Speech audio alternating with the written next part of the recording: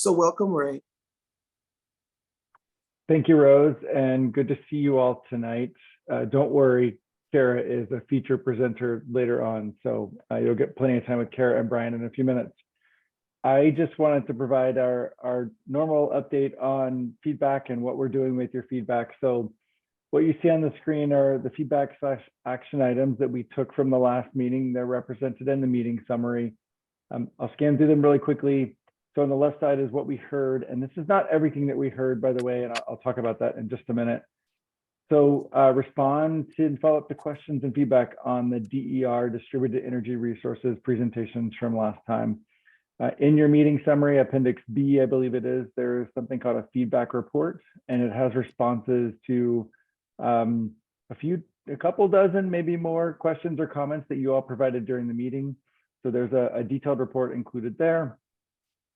We have scheduled the CEIP drop-in sessions.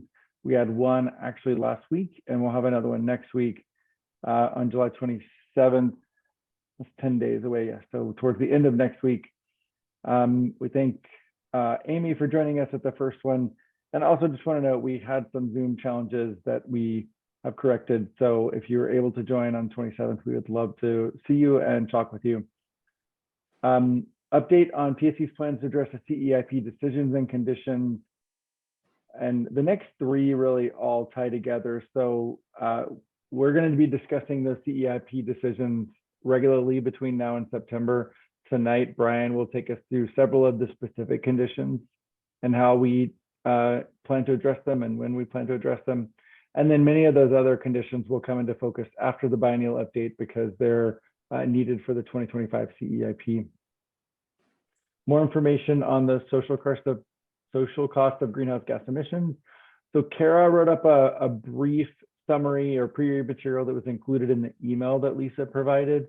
It's also available on the shared drive or SharePoint site. So there's some additional information there. Kara also, through Lisa, sent around a reference document with the commission decision. So we went through and highlighted several important conditions that's available in a recent email and on SharePoint. And lastly, for this slide, follow up with members mounted attendance regarding community laptops. Lisa did that, and one laptop has been distributed, and we'll just keep reminding you all in emails and at meetings. If you have a need, please let us know. We'll work with you to make that happen.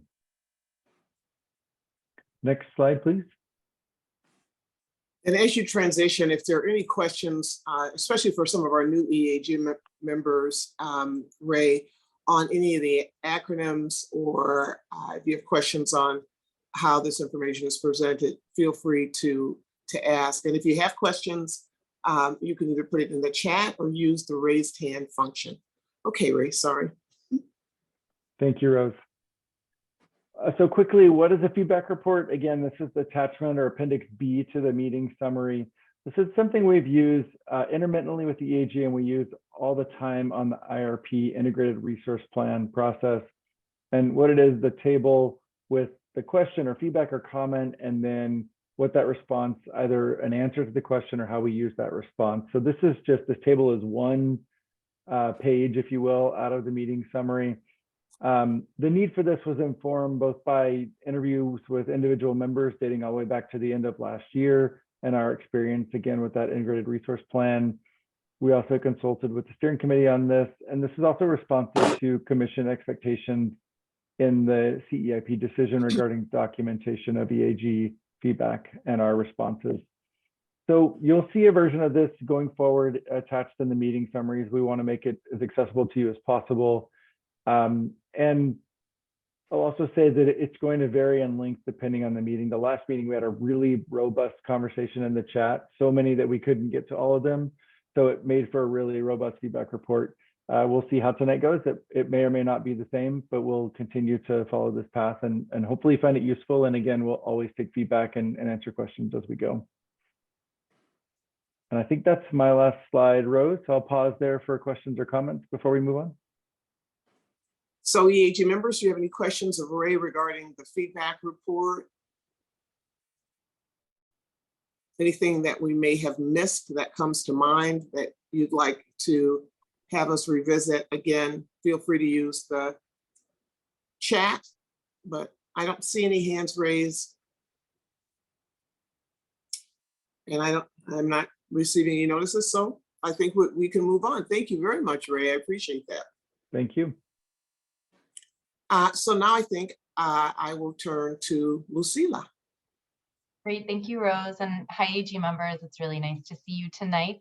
I just want to share a quick update on your shared space for EAG documents and resources.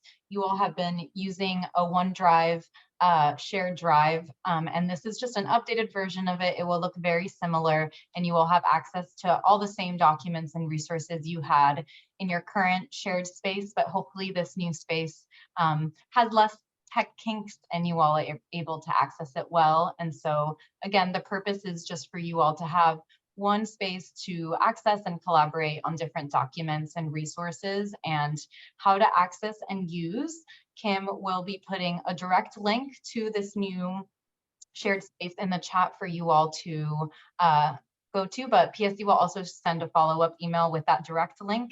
And then we're going to send over a brief video tutorial and tips of how to navigate the new site. So how to go through the different folders, how to bookmark this folder, so that way you all have easy access to it as you go through and explore this new tool. And if you ever have any questions about it, please just let one of us know, and we'll happily spend some time with you to go through this. But just hoping this is a continued space for you all to work together on all these different meetings and committees you all are a part of. So thank you. This is great. Members, do you have any questions? Kim did put the link in the chat, so please do revisit and save that link. And again, if you require any assistance, we are happy to provide that support. Anything further on this item? Okay. Well, we will now move to an update from our Green Power Solar Grants Program and welcome Mackenzie Martin, who is the Community Project Manager for this program. And she'll be joined by two members of the EAG, C and Jenny, who were members who participated in this effort in the last cycle. Very excited to have this update. So welcome, Mackenzie. Thank you, Rose. Hi, everyone. Yeah, my name is Mackenzie Martin, Community Projects Manager in the Customer Clean Energy Solutions team. I was in front of you last month to talk about DER community engagement, but I'm another part of my job at PSC is project managing these grants. And as Rose mentioned, Jenny and C and I will tag team. We'll talk about some context setting on what the grants are, the process, key takeaways, some process improvements that are occurring as a result, and how you all can get involved if you'd like. Next slide, please. So PSE runs an annual Green Power Solar Grant Program for nonprofits, public housing authorities, and tribal entities serving low-income and/or BIPOC community members in our electric service area. And the grants are funding to install new projects. And new solar projects. And while PSE does fund these projects, the arrays themselves are ultimately owned by the customers. Solar installation, customers receive a lower electric bill. And while we consider a few factors in the review process, the largest selection factor is community impact. So we do expect applicants to articulate in their applications how they plan to either pass on those savings to their low income and/or BIPOC clients and customers, or how they plan to expand their services to those communities as a result of the utility bill savings that they receive. So each year the grants launch in June, and eligible applicants submit their projects by early September.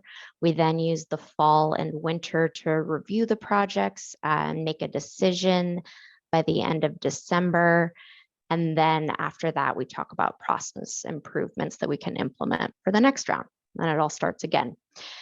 In the past, these projects have only been reviewed by an internal PSE panel, but we know that we likely have blind spots about our review process. So in order to learn and grow, We had 2 EAG members, Jenny and C, participate in the process this past winter. And I'll let them talk a little bit about the exact role that they played before we continue. Okay. So I'm not sure how you teed this up, but Jenny and C, I'll turn it over to you. I feel like I talk a lot. Jenny, do you want to go first? Sure. I was just gonna say, it was a really great experience.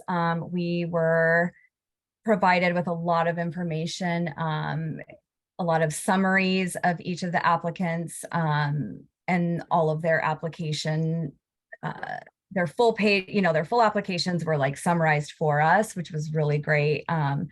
And so she and I had to, review all of that. We used kind of this matrix system. Can't remember what we called it, but some type of big matrix sheet where we had a rating system that we, separately kind of rated our each of the applicants. And then we had meetings to discuss our ratings. We were able to ask so many questions and discuss so many aspects and possibilities and scenarios and all of that, to make sure that we were really thoughtful about each of the decisions that we made and all of that.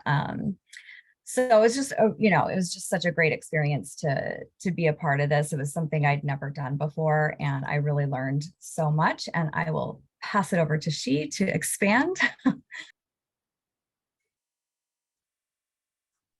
Yeah, everything that Jenny had said, I actually found this to be one of the really rewarding parts of being an EAG member, because I feel like our engagement was really important. So for context, I know some of the organizations that were not awarded this year, during which we had input, but the previous year, for example, the Nooksack tribe, as well as the local food bank here in Whatcom County. And these awards are really substantial depending on the size of the organization, and just kind of go a long ways in terms of enabling them to have renewable generation projects on site. So that was really eye-opening to kind of read about the different applicants and what they do for their community, and it varies quite a bit.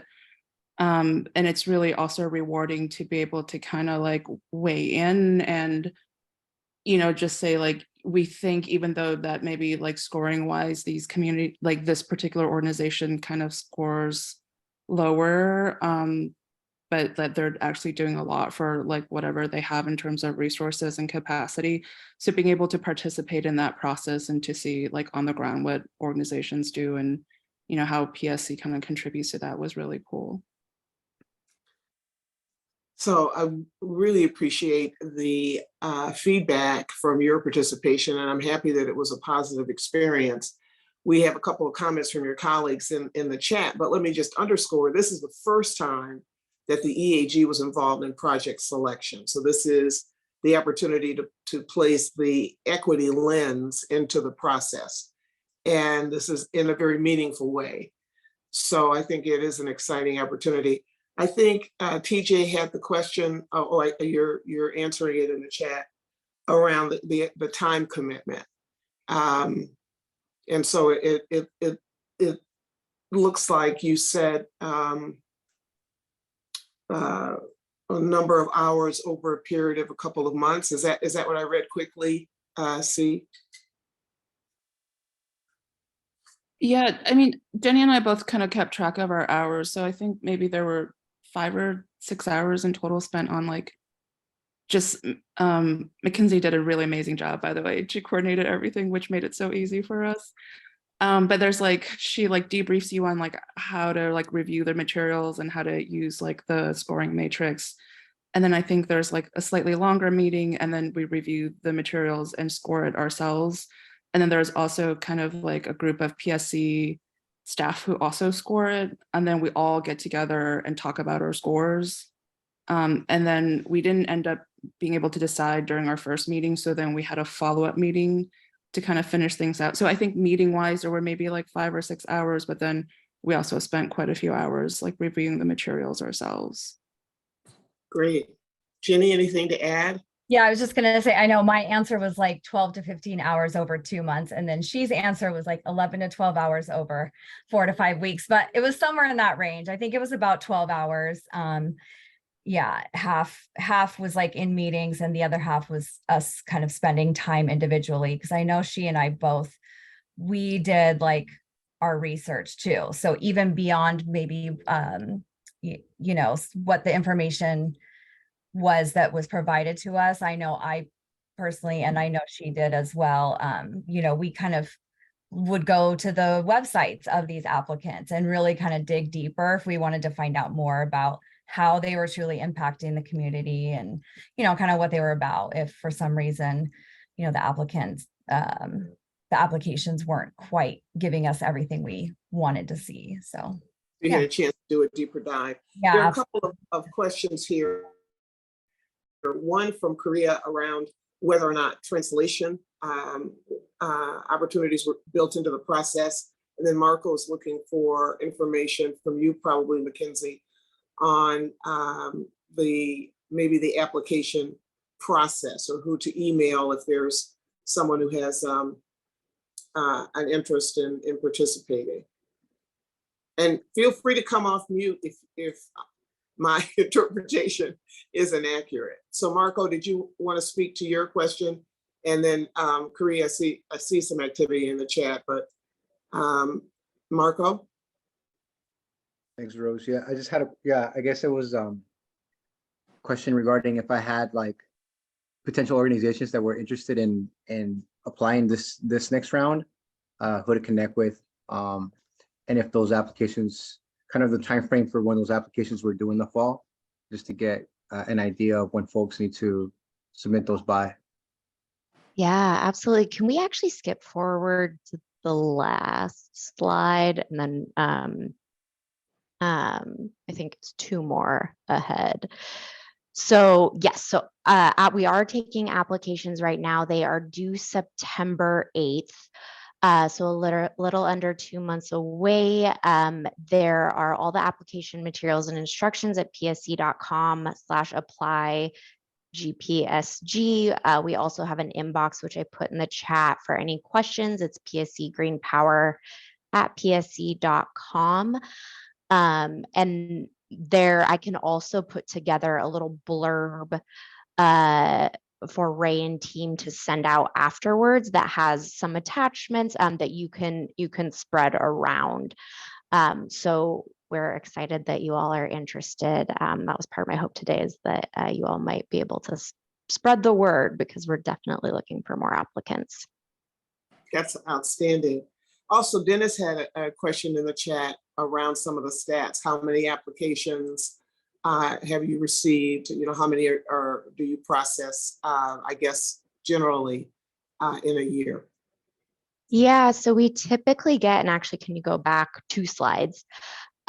So we have a total of $750,000 to give out each year. This year was pretty typical in that we received over 1.5 million in funding requests. So we usually get about twice as much funding requests as we can handle. And that translated to the 10 applicants that you're seeing here. I think it was close to 20, but folks can apply for very different size systems, all the way up to $100,000. So sometimes we get grant applications for $50,000. Sometimes they're all the way for the max. They can use our funding as match funding. So we see some folks using applicable federal and state dollars to match that as well. Okay. Dennis, did that answer all of your open questions? I'm trying to keep up with this chat. You guys are,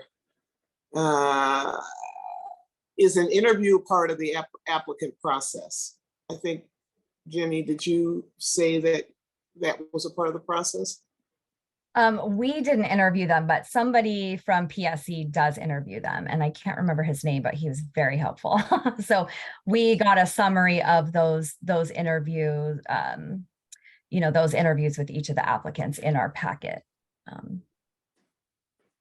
Yeah, and that's a great summary. Thanks, Jenny. I think the wonderful thing about the interview is that we know that sometimes folks are under-resourced and an application can feel like a lot.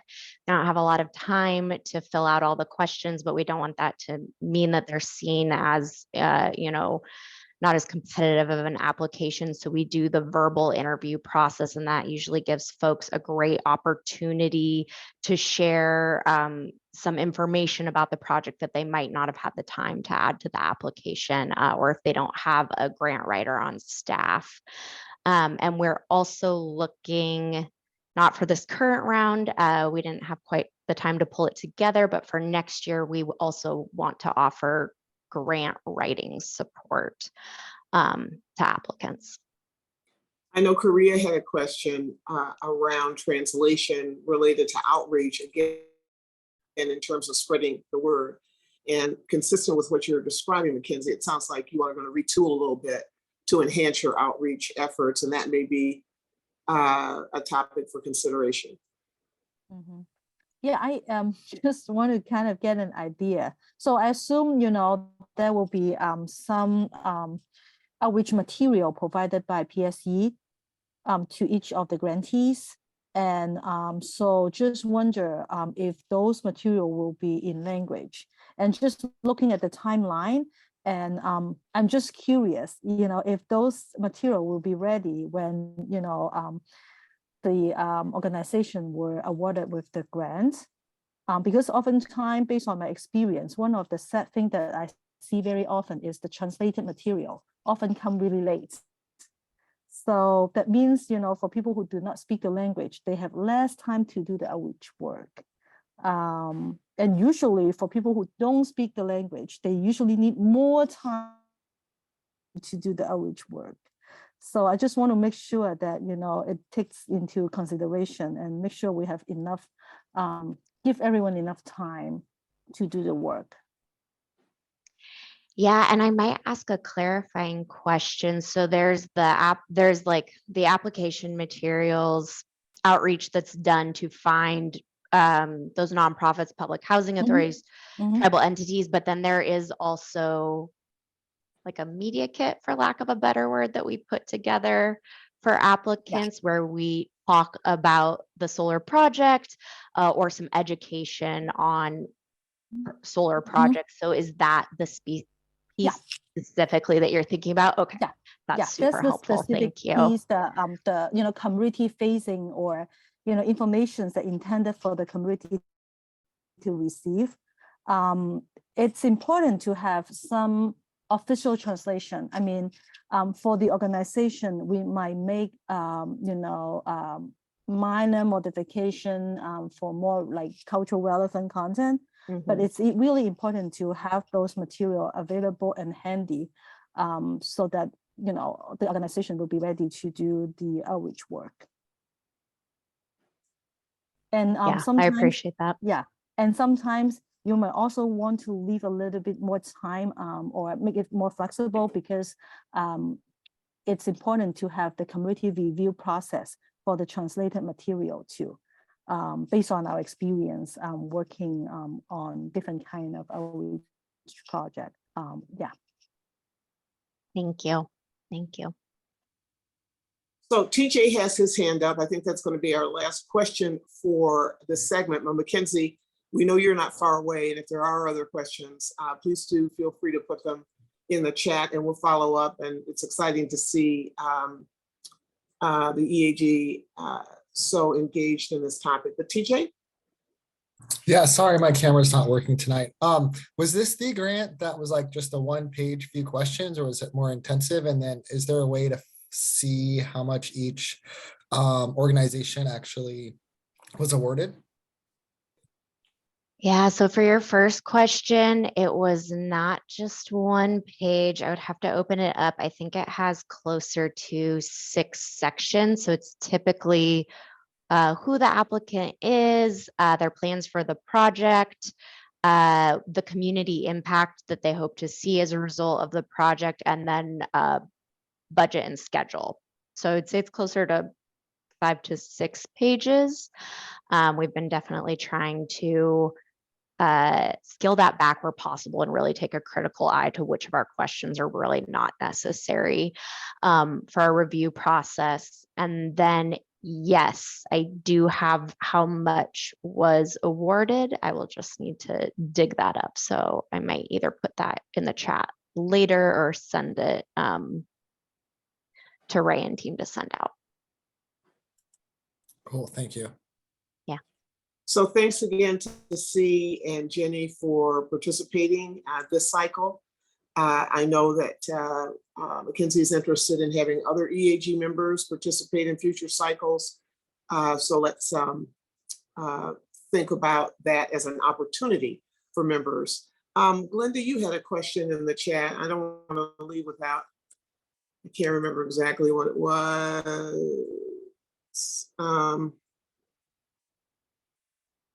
Maybe we did get to that. Is the interview a part of the application? So maybe we did get to it.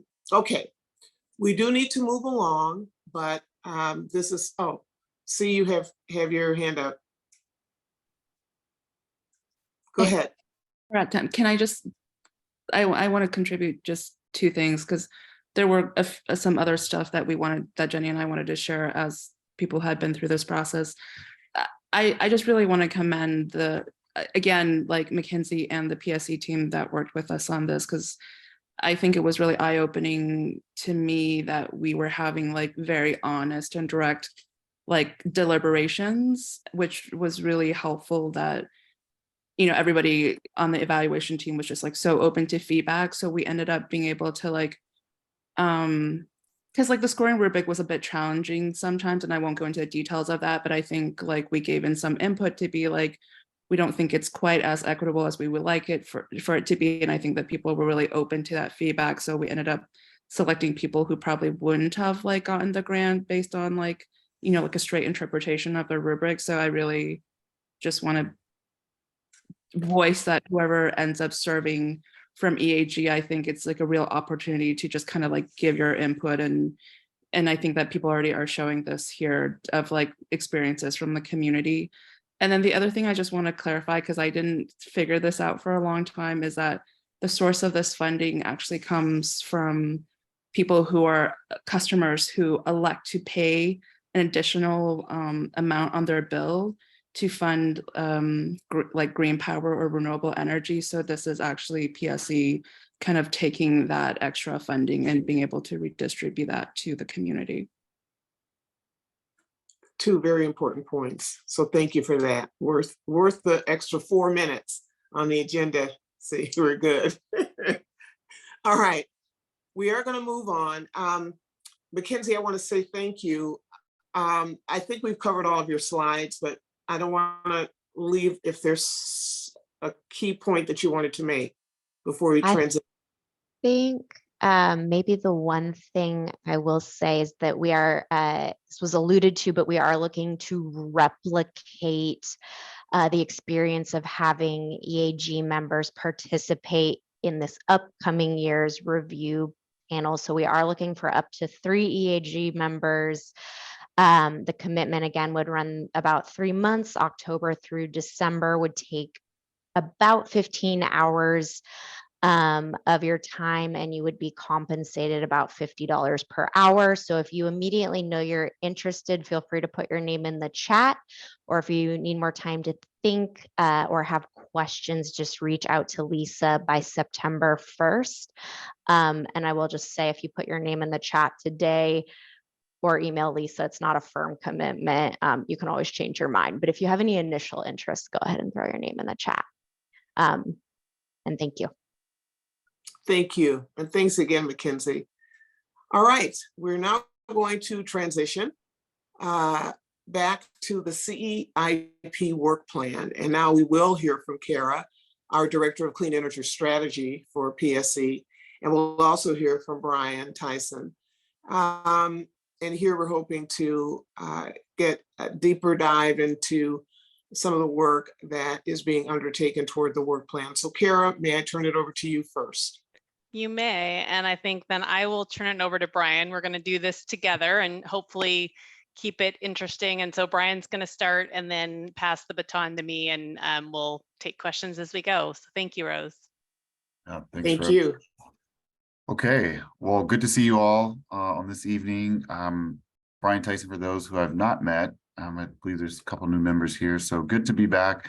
As Rose said, we want to talk a bit about the biennial update that is coming due later this fall, but mostly want to reflect on some of the conditions and the order that Kara touched on in our last meeting. So we had an order come out back in June. We've taken some time to reflect on the conditions, and what we want to talk about is a bit of a deep dive on a few of the conditions. We won't go through all 32, but a few of the conditions that stuck out.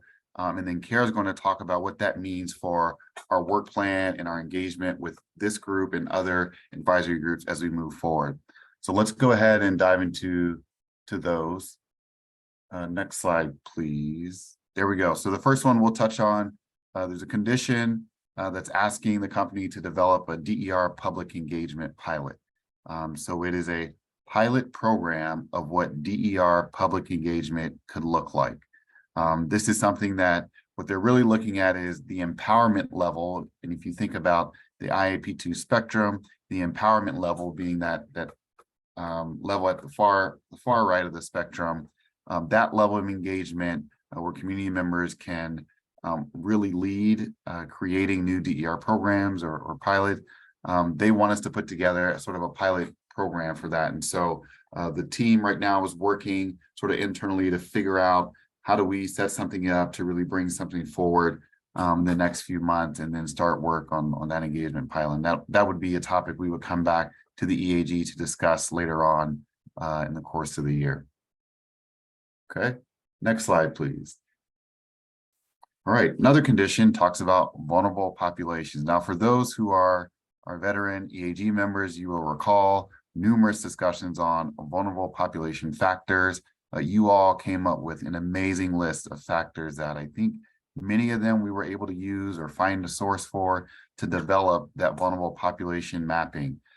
We received some conditions that asked us to go and look at additional factors that would create this vulnerable population designation. And so right now, the team is looking at how do we incorporate those new factors? What sources do we need to go get, if it's new sources or old sources? And then how does that impact our existing vulnerable population mapping there? The hope is to really give us a better view of vulnerability for our customers throughout our service territory. And so hopefully adding these factors does that. But again, the team is working just to kind of figure out what that looks like and how we're going to move forward with that. I will say that this is probably a topic that will probably come up to the EAG again, because again, you all were really instrumental in putting that initial list together. And so we want to be sure that you all have a good understanding of what happens as we take in new factors, as we adjust the methodology, how that changes our lens and our scope of vulnerable populations here. Okay, next slide. The next one is on customer benefit indicators, another one that the EAG was really paramount in helping us build our first set of customer benefit indicators. In this case, there's sort of two different things that happen in the conditions. The first is that the commission ordered us to use a set number or new indicators and a new set of metrics. And so there's three areas we will have to cover. Energy burden is one. So we'll have to track and measure energy burden. The other one is related to arrearages and disconnections.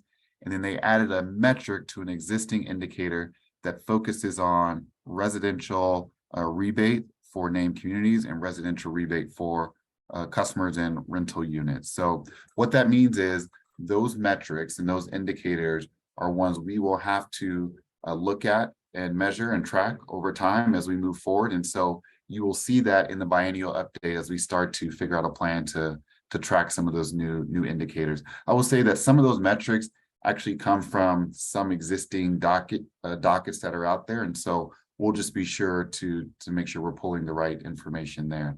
But again, this is an area where we want to present to the EAG those three new indicators and metrics. And then the other thing we needed to do, because we made a commitment, if you all recall, this is 3 years ago now. You all came up with a number of indicators that we said, we need to go back and think a little more on. We need to go back, do a little research and make sure we get the right metric, the right indicator. Those were related to wildfire, fish and wildlife, and sense of pride and self-sufficiency. And so the team has put together a plan to really think about how could we measure that?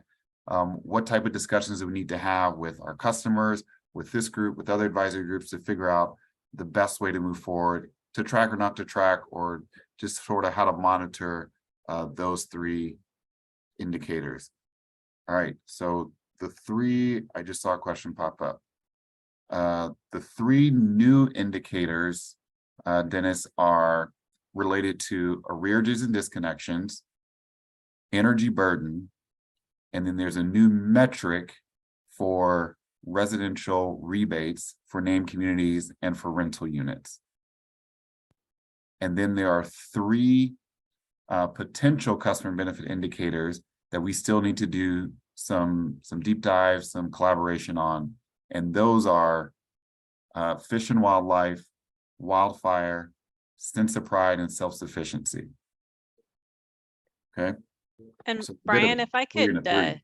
yeah, go I know ahead, 3 and Karen. 3. If I could add a little bit on disconnects and arrearages, because I didn't know a lot about what that meant a couple years ago when I was getting involved with the Low Income Advisory Committee.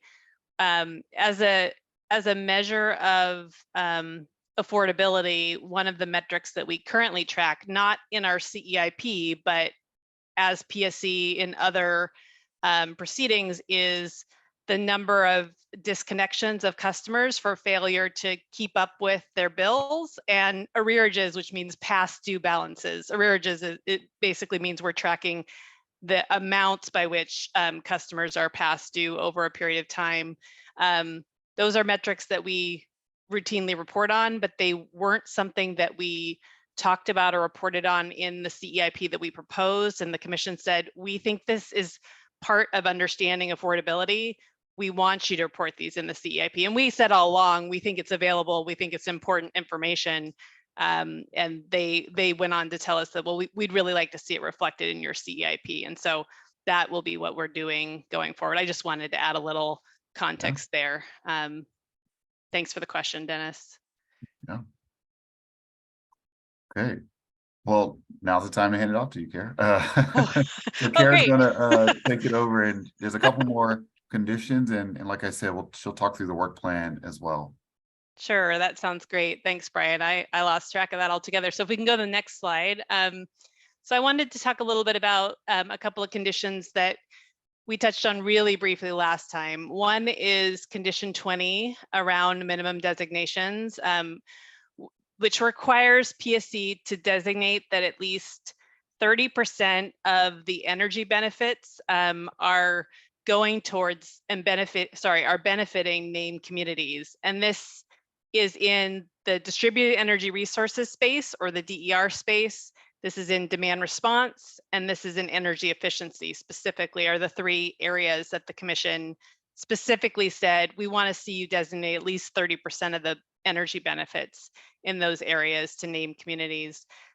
So our plan is to consider ways to best define and track those energy benefits, and to move forward and implement this condition. So as we see it, we're in the middle of our CEIP period right now. We will reflect that 30%, that at least 30% in the information you see about from PSE in the biennial update on November 1st. And then we will be working towards that expectation as we implement the plan through 2025. If you can go to the next slide, I'll talk about the second part of this condition, which goes on to require us to identify those customers and the communities with the deepest need within named communities. As I talked about with the steering committee a little bit last month, is that it's not defined in the condition. So we don't have a working definition or a specific definition from the commission, rather, of what deepest need means. So we'll need to work with all of you and others to define what that means, at least for the purposes of the biennial update. And we think that's an important conversation that we need to be having with all of you, and that it will influence an important policy determinations about, you know, what do we think is the deepest need? How are we thinking about that? And also how much benefits should be flowing to areas of deepest need. So the other part is not just defining deepest need, but setting aside a minimum percentage that PSE is going to target towards those areas defined as in the deepest need. So we're doing some initial research now, and hoping to bring that forward for consideration with upcoming discussions. We don't have a lot of time to wrestle with this issue, and so last month with our steering committee, we strongly recommended that we add a special meeting in August to create a little more time for us to consider with you all and deliberate on this concept of deepest need. And I think I feel comfortable saying that the steering committee was comfortable with us bringing that recommendation forward to the full EAG for your consideration. I do want to be really transparent that even with adding a meeting in August, it's not a lot of time to engage with you all on this. It's a requirement that we do this for the biennial, and it's due relatively soon. So all I can say is we'll do our best to bring it forward, to bring you some concepts, consider your input, and what we put in the biennial, at least from PSE's perspective, is not going to be set in stone. So we need to meet the regulatory expectation, but we can also continue to have conversations with you, particularly as we implement and think about improvements for the next CEIP on, you know, whether there are ways we might improve upon whatever definition of deepest need we arrive at through this process. So I wanted to convey that as well. So Kara, Yeah. Dick has his hand up. Yes, I wasn't. So we are proposing to add a meeting in August, we're proposing it as a special meeting that would actually be held jointly between the Equity Advisory Group, the CRAG, and the Low Income Advisory Committee. And the idea of a joint meeting is a relatively new development. I didn't discuss it with the SteerCo last month because we were still thinking through how to do engagement and what might work, and the concept of a joint meeting hadn't really come up yet. So we haven't, to my knowledge, done a joint advisory committee meeting quite like this before. So this will be a new undertaking for us. But I think there are really some opportunities, hopefully, for there to be some cross-pollination. Perhaps we can think about some breakout groups where some of you might get to interact with other advisory group members that have different perspectives, but obviously beneficial ones. So bit of an experiment for us. So we'll look forward to having you be a part of it and letting us know afterwards how it went and what benefits you might see from it. But hopefully it'll be a worthwhile thing. So we're proposing to try to do that joint meeting at the beginning of August. And then we're also proposing to do 2 work sessions, drop in the latter part of August, where hopefully we can build upon the joint meeting conversation and maybe dive a little bit deeper. So hoping to pick a couple of different dates and time frames so that hopefully many of you may be able to join one of the 2, and we can continue to work on move forward with this important work. So if you can go to the next slide, it really just summarizes what I think I already told you, which is we want to pull on some dates. So we're looking at the week of August 7th, hopefully for that joint meeting. Would really love your involvement. And then the work sessions, we're targeting the week of August 21st. And I think we're going to do a poll anytime now. We are. Then, yeah. So if there are no further questions, I think it'd be helpful. And there's the poll up for you to take a minute or 2 to take a look at your calendar and outline your preferences.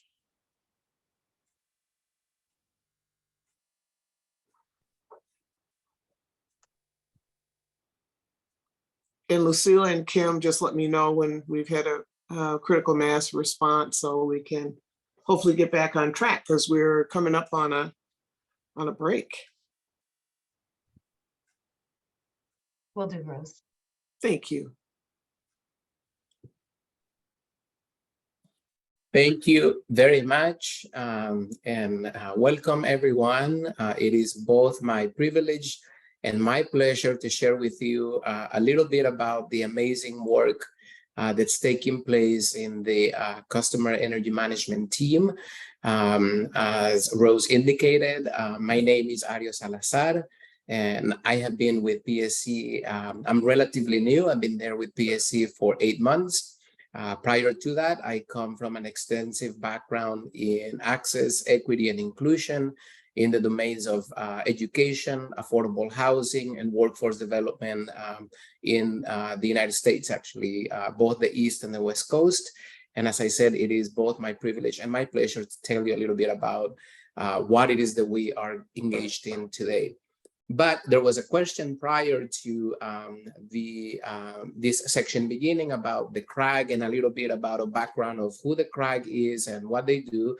And for that, I actually like to turn it to our residential energy manager, Patrick Weaver, so that he can tell us a little bit more about that and contextualize what the group does, what is it, how is it constituted, and the importance, right, of, as Kara indicated, perhaps even convening together and blending this expertise with that expertise in future meetings. So I don't know if Patrick is around.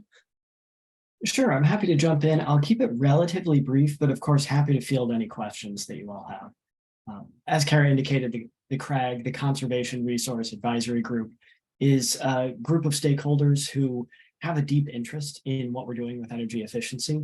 And so we have worked with the CRAG for many years now, over a decade, with various interested parties like UTC staff, representatives of trade organizations, the Public Counsel's Office, a variety of folks who come together and talk about all of our efficiency work, what we're planning to do, what our targets are, what specific programs that we may want to run. And so they've been a great thought partner in thinking through all the programs that we've been running for a few years. Of course, happy to field other questions, but I may leave it there for now. All right. Thank you, Patrick. All right, so if we can move on, please, to the following slide. So today, I'm hoping that you will walk away understanding a little bit more about the Leading with Equity strategy and plan that we are implementing in the domain of energy conservation.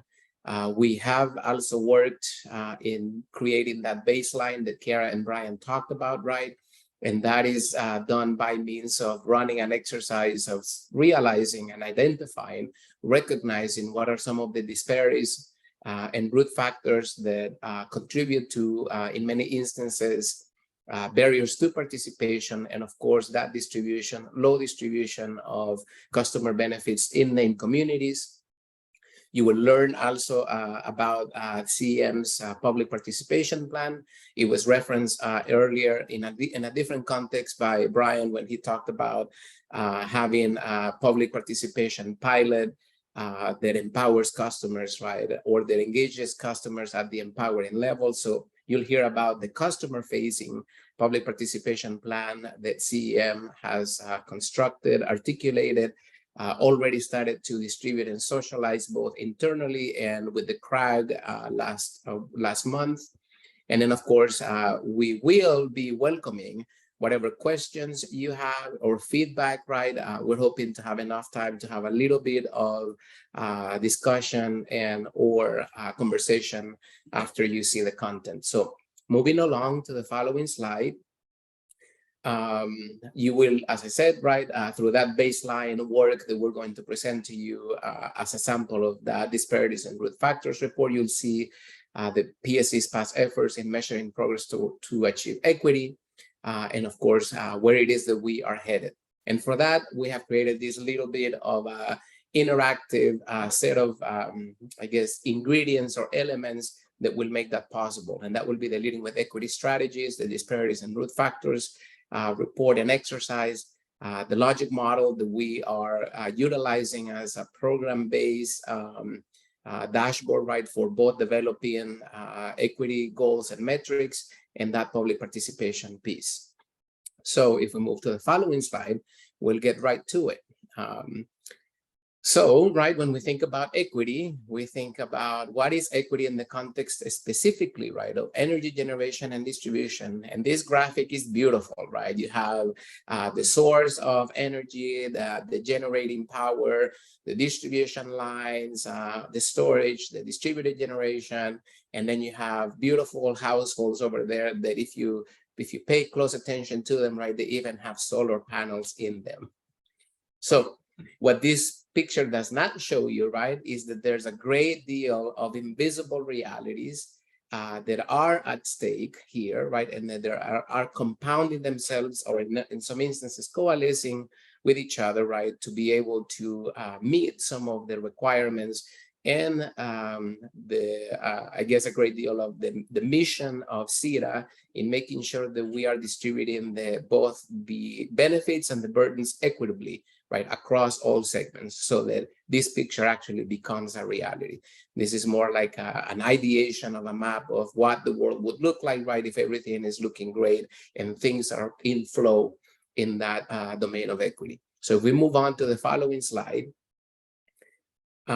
we can tell you, right, that the strategy that we have articulated is a blended approach, right? And we seek to do that. We seek to distribute the benefits and burdens equitably with a preferential priority on named communities and on the urgency or the issue of energy burden. And for that, the key elements that you'll see in action for the strategy is that we have that leading with, we are establishing what it is or what it means to live with equity. We'll disclose to you the key elements of a human-centered design approach that we are implementing at CEM. And of course, there's a bit of that regulatory quadrant that tells you, all of this is clearly anchored both in the impetus, right, of the company, public will, of course, and a great deal of the statewide equity efforts as well and initiatives that are in place right now. So if we move to the following slide, we can see, right, that this is taken straight up from the RCWs. This is the Washington Code, I think is one of the sections that basically says, right, that we are committing, it makes us commit to saying, right, that leading with equity means that PSE will consistently work towards, right, the equitable distribution of energy and non-energy benefits and reduction of burdens to vulnerable populations and highly impacted communities. Long-term and short-term public health, environmental benefits, and reduction of costs and risks, and energy security and resilience. And those last pieces are essential, and you'll see a little bit further down the presentation how all of these pieces, how the inequities interface and interact, right, in either establishing a good atmosphere for energy security and resilience to take place, or if unattended, unrecognized or disregarded, then the inequities actually exacerbate, right, and create more of what's called energy risk instead of energy resilience. So if we move on, please, to the following slide.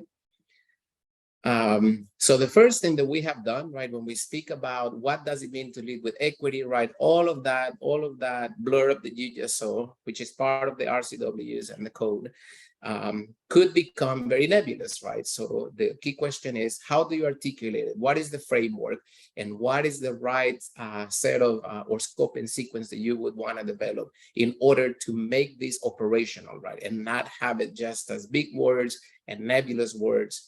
And so one of the things that I can tell you that I'm very proud of to report to you is that I left no stone unturned when I was doing the research for what is the best framework out there when it comes to equity in the utility domain. And there are frameworks galore, right?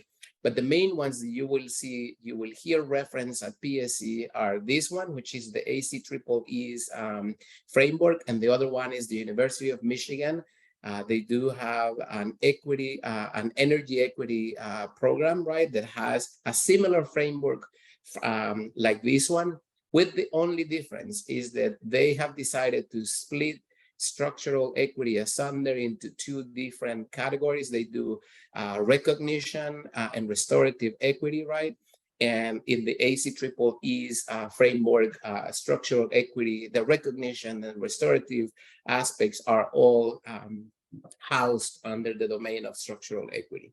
So for those of you who do not know who or what the ACEEE is that is the American Council for an Energy Efficient Economy. And they have conducted national research, right, with 52 of the largest utilities in the United States and a plethora of community-based organizations that help them really beef up that community engagement, the public participation piece, the expertise, the multiple levels of expertise that are infused in developing this particular framework. What's important to note about this framework is that the Washington State Department of Commerce has adopted a similar framework in their 2021 State Energy Strategy. You see that text is highlighted because that contains a hyperlink. If you want to click on it, it takes you straight up to the page where their equity strategy and scope and sequence is actually detailed. And it's very similar to this framework, except for the fact that they don't speak about transgenerational equity.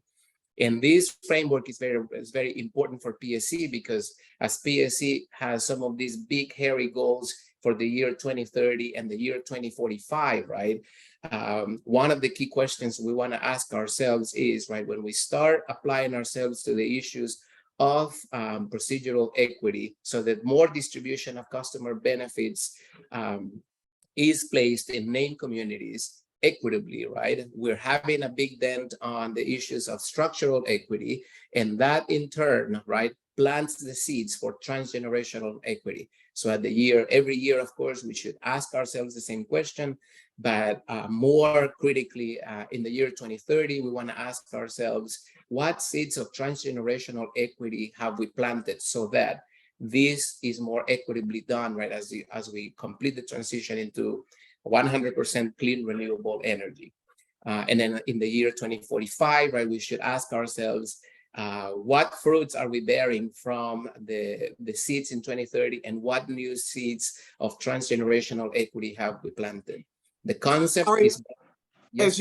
I'm sorry, we're going to have some Q&A at the end of your presentation. Yes. Would you be open to a question? We have an EAG member who has her hand up. Yes, let's see. Oh, I'm sorry, Amy? I apologize. So the last piece I wanted to say about the transgenerational equity aspect, right, is that it's a Navajo concept.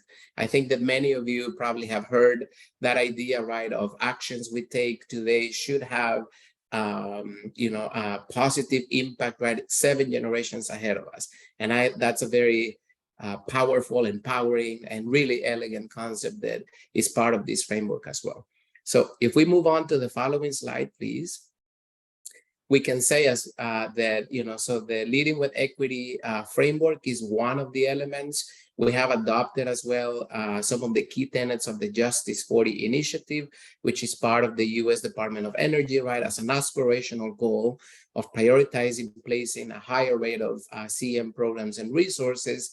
They call them disinvested communities, right? That language comes from the Department of Energy, and in our domain is called named communities, right?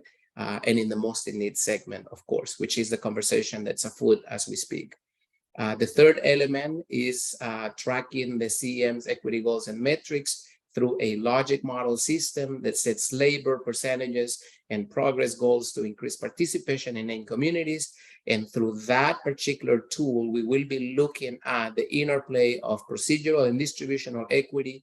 In other words, the design and the delivery aspects, right, of each and every program, of each and every resource, they are prioritized to distribute more of the customer benefits and lessen energy burdens in named communities. And the fourth element, right, is that we are setting out to have higher customer and equity champion partner participation through a strong community engagement that is actually articulated through the public participation plan. So if we move on to the following slide, when we speak about, right, like human-centered, customer-centered, I guess, strategy, scope and sequence, action plan. We're saying, what customer problem are we trying to solve, right? And in the context of energy conservation, we know that energy burden is a distributional issue, right? And so just to give you a couple of quick nuggets from the energy burden assessment the PSE ran in the year 2020, some of the data also has been updated in the year 2021. But from that original energy burden assessment, we learned that the average electricity usage for energy burden customers is almost 40% higher than for non-energy burden customers across all income groups. However, the difference in average gas usage is less pronounced. And the second nugget from that study is that customers classified as low-income energy burden tend to use 31% more electricity and 13% more gas compared to average populations of customers classified as low income. So the reality is that when we speak about being at risk of experiencing energy insecurity, right, there's a great deal of human aspects that coalesce or compound themselves. And we'll see a little bit of that in the following slide. Why this problem is essential, right, when we're connecting with customers. So if we move on, please, to the following slide, you can see that there is a connection between energy burden, energy insecurity, and risk factors. So for some of you who may stem from the field either of education or the field of health, right, the healthcare system, you know that the social determinants of health are all interconnected, right? And within the social determinants of health, there are protective and risk factors that form a multi-dimensional model, right? These factors exist in different dimensions of an individual's lives, and of course, in the community as well, right? Factors from any dimension can influence circumstances of other dimensions of life, right? Perfect example is if you are not sleeping well because in the winter your house is not energy efficient and you're cold, that may have an impact if you're a child, right, in your performance when you attend school, and if you are an adult, right, in your performance as you engage with work or your profession or occupation. And of course, CDC categorizes energy security as a basic need, right, and resilience, and is a protective factor against energy insecurity. And the domain in which that's kind of lodged is in housing instability. That's the risk factor, which has many, many, many different attributes and areas. So I'll stop there for a second before we move on to the following section, which would be talking a little bit about the disparities and root factors. I don't know if there's any questions at this juncture. And if not, then we can move on to the following topic, which would be the disparities and root factors piece. So again, I encourage you, if you have questions, you can either put them in the chat or use the raised hand function. If we go back, right, if we go back to one of the domains, I'm sorry, no, move forward to that, there you go. So we talked about structural equity, right? And structural equity begins by, right, recognizing that there are historical, cultural, and institutional dynamics that have led to clean energy inequities. And so what we do at the Energy Management Team Department is that we empower customers to reduce and shift their energy use, right? And so CM's core projects are the Biennial Conservation Plan, or BCP, which you heard referenced. We are right now in a planning year, demand response, targeted electrification programs, and of course, advancing equity has been integral to achieving this goal via programs tailored for customers such as small businesses, multifamily properties, and customers with low to moderate incomes. So if we move on to the following slide, then we can get into some of these root factors, right? To answer the question, what are some of those compounded attributes and circumstances that contribute to having, I guess, high energy burden risks, right? And what are some of the strategies that can be implemented to mitigate that?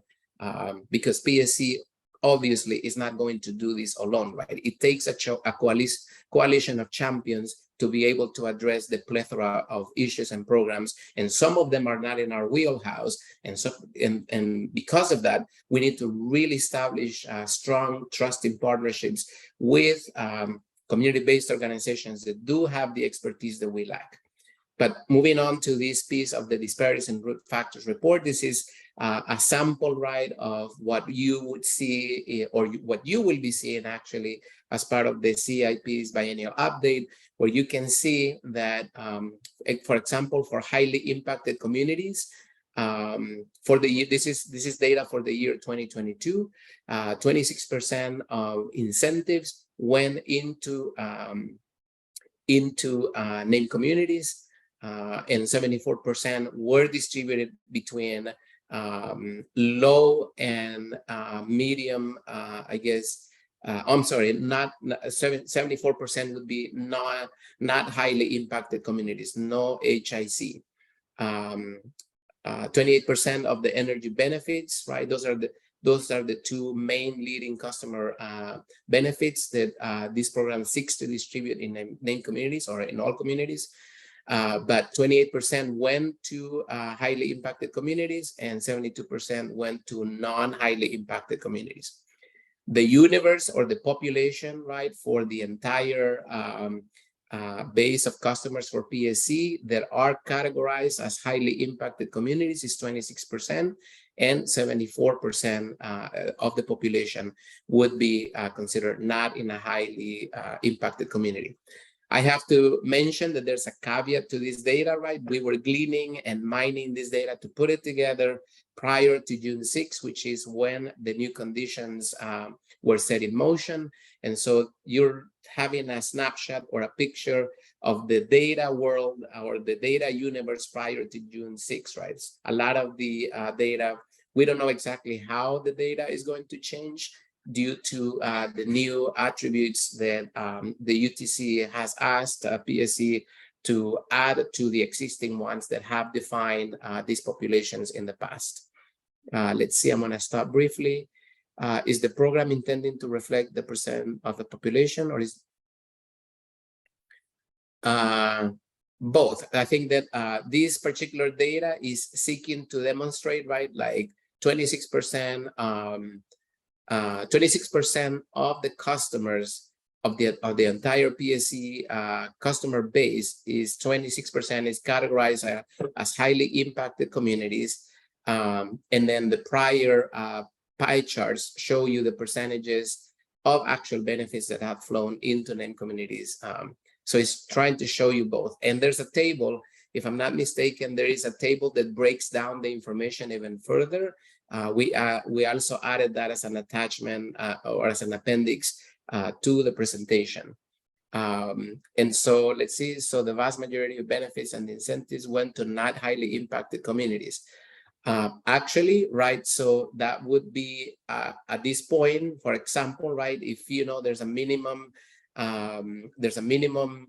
requirement of placing 30% in named communities moving forward. So these percentages over here, if that condition had been placed in 2022, then it would show that the baseline for that, it shows you what kind of work you need to get done in order to advance to that minimum requirement that's placed right now. So it's a good, strong baseline, but clearly it also shows that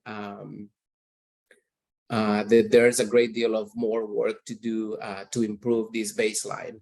That is the aim, right, of basically identifying, recognizing that there's been historical dynamics that have created these inequities.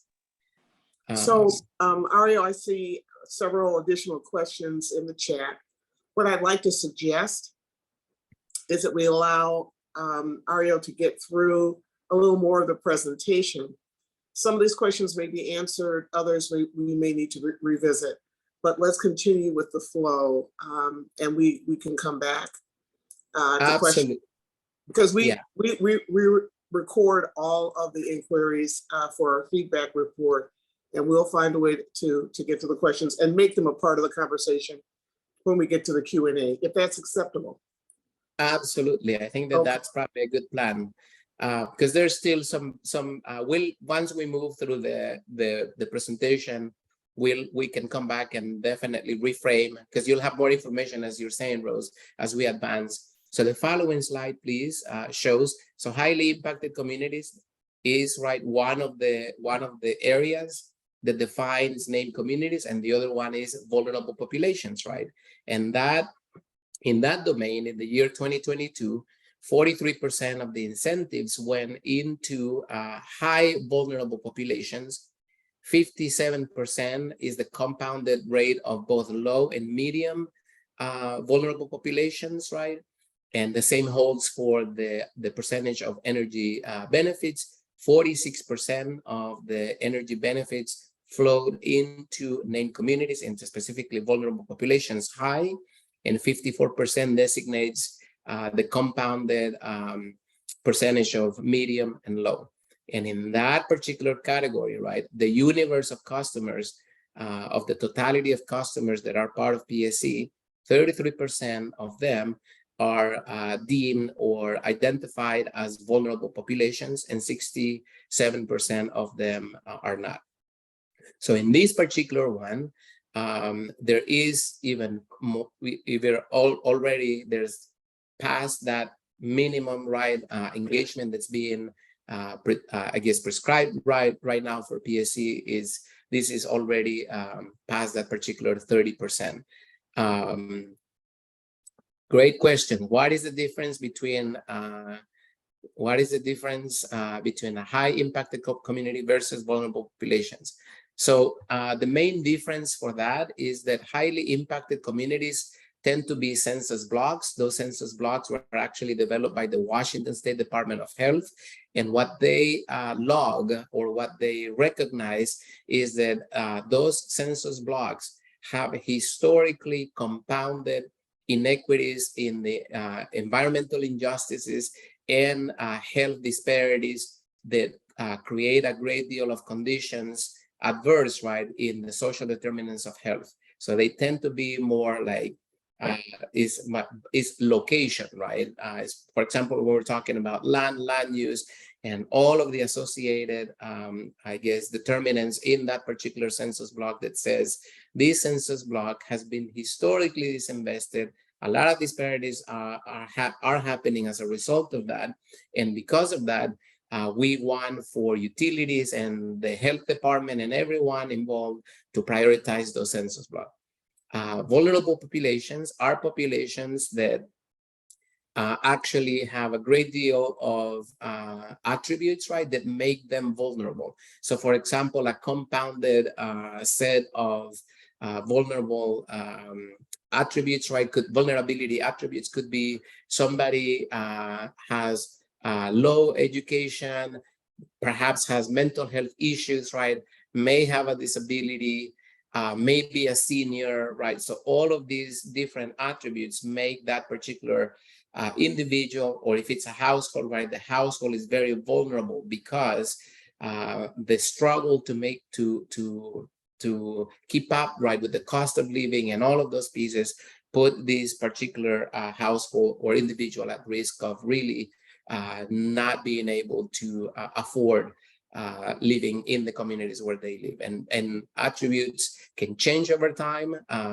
but it definitely is a longer list of combined circumstances in the domain of youth development, for example, right? Those are mentioned as extenuating life circumstances that contribute to a great deal of disparities for these particular customers, individuals or households. All right, so let's see, let's try to, we are nearing, I think that after this slide, if we go on to the following slide, we can tell you a little bit about, right, some of the salient disparities that our analysis yielded, right, for some of the barriers, the still salient and prevalent barriers that customers are facing that in many instances make them not be able to participate. So renter customers in our service territory, 22% of our customers are renters. The education level of customers, meaning GED or lower than that, is 23%. energy burden customers is 23%, right? No internet, the total customers of that is 19%. When we move to ethnic backgrounds, right, Hispanic customers, 19%, Black customers, 19%, and those who identifies as race others, which is a blend, right, of, I guess, self-reporting, where people might not feel comfortable in one category or another, and they place themselves in this particular category. So these are some of the salient root factors that we are looking at, and we are applying ourselves at really being able to apply, right, a deeper understanding. That's where the human-centered approach comes into place, in really figuring out how it is that we understand at deeper levels and in more meaningful ways the life stories and the circumstances that can bring a little bit more of light, and also a lot more, I guess, empowerment to the communities we're trying to serve, right? And so, yes, we do have a great deal of substantial number of Native American, Asian customers. So again, right, this is, as I mentioned, this is the universe prior to June 6th. We are hoping that clearly now, with the expansion of vulnerable populations, right, and the new attributes, clearly that universe, and maybe these salient root factors, it'll be interesting to see how they shape up after that. That new data has been compounded, and then the tools are calibrated for us to be able to look at that at a deeper level. So if we move on to the following slide. So here is essentially, right, this image, it has been borrowed from the Washington State Department of Health. It kind of ties in saying, right, that we know some of the major threats that a lot of highly impacted communities are facing, the vulnerability issues that they have, the circumstances that they are facing on a daily basis, and the risks, the health risks. This is just to take one domain, right? The health risks that they face as well. So in that light, we're hitting and understanding that this is really critical work and important, right, in enhancing or increasing equity. We have an outline to share with you about what you'll be seeing in the disparities and root factors and the future reports for disparities and root factors. And if we can move on to the following slide, you can see quickly what that overview is. So first and foremost, right, just to kind of situate the conversation, the CEIP reporting is just for electric savings and measure. There's a table that I mentioned that has been created for your convenience to kind of have a sense as to what some of that macro information, but also detailed, you know, by both highly impacted community and vulnerable populations will look like. So a table with rolled up electric only schedules will be created to track participation in both highly impacted communities and vulnerable populations. And of course, you'll see the same kind of customer benefit indicators that will spell out incentives as dollar amounts, and as well as energy savings, which are the kilowatt hours and percentages that were placed in named communities for the calendar year 2022. And then the following slide, if we move on to that quickly, just tells you that a little bit of that backdrop that we shared, right? That they have the UTC expanded, it has ordered PSE to expand the definition of vulnerable populations. And there is a docket that's hyperlinked over there. You can read the entire document, right? It's 106 pages, and it contains 32 conditions that PSE must respond to both in 2023 and the CEIP's annual update and moving forward.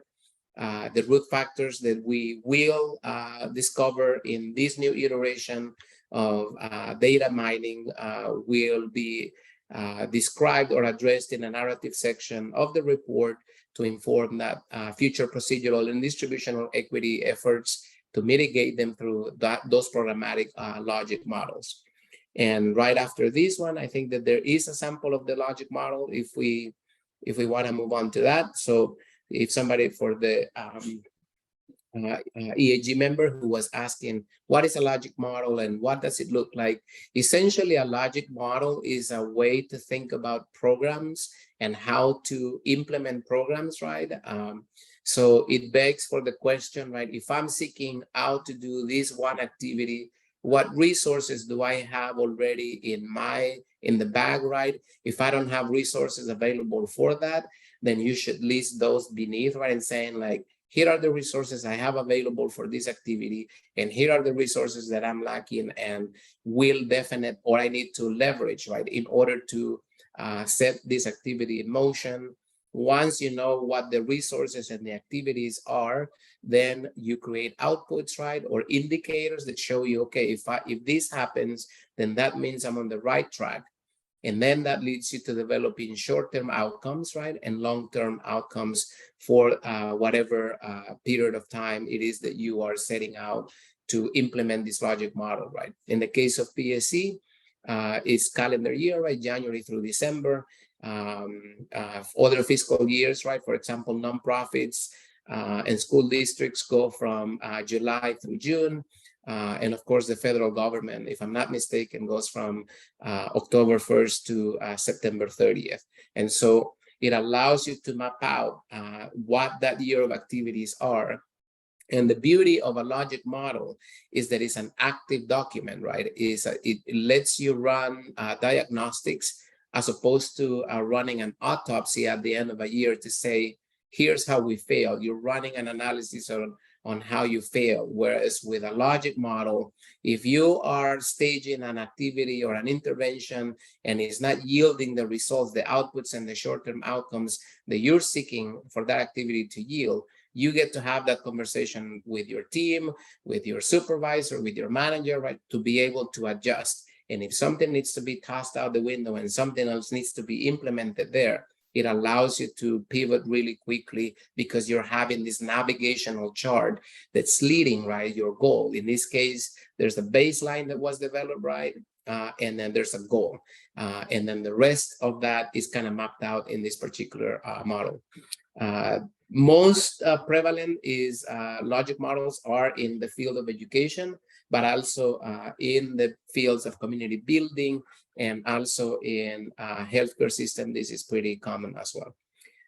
So if we move on to the following slide, I'm trying to make sure that I think there's just a couple more slides after this one.